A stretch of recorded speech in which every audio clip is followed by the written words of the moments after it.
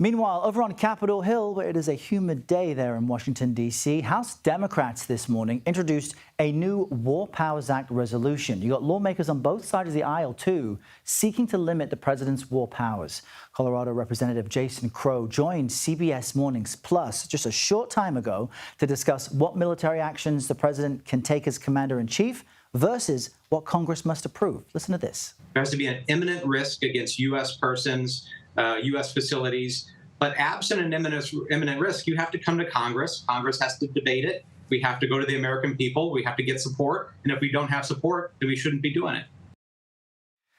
For more on this, we're joined now by Robert Jimison. He's a congressional correspondent for the New York Times. Good morning to you, Robert. You know, if we think back to the Iraq War under George W. Bush, there was a previous episode in which a president wanted to take action and there was debate. What do we know about this new War Powers Act resolution and how it differs from how presidents would take action in the past? Well, these efforts, both that you mentioned in the House and in the Senate, are part of a decades-long trend of members of Congress trying to arrest back power from the executive branch. You mentioned George Bush and the Iraq wars. Those immediately after the 9/11 attacks, Congress issued authorizations for military force, two resolutions that gave permission to the president to carry out specific strikes and ultimately to continue and launch a war in Iraq that went on for quite some time. Congress is trying to arrest back some of that power because since those declarations, multiple presidents from Barack Obama to President Trump in his first term have used those authorizations as justification to carry out other strikes in the Middle East. So for example, in 2020, when the strike on General Soleimani was carried out, the White House said at the time that they were doing that under the authority that Congress had already granted under those early 2000s resolutions.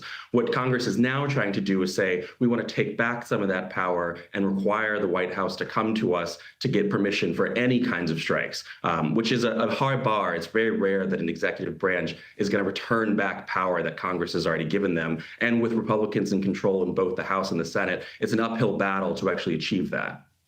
That will be my next question to you, if this is more of a futile effort, because as you just laid out so well, historically, Republican and Democratic presidents have used this power to their advantage. Barack Obama would sign off on drone strikes in the Middle East, for example, without the inclusion of Congress. So what should we make of lawmakers now saying the president acted, quote, illegally when striking Iran without seeking authorization? It sounds like that may not be the case unless they change something.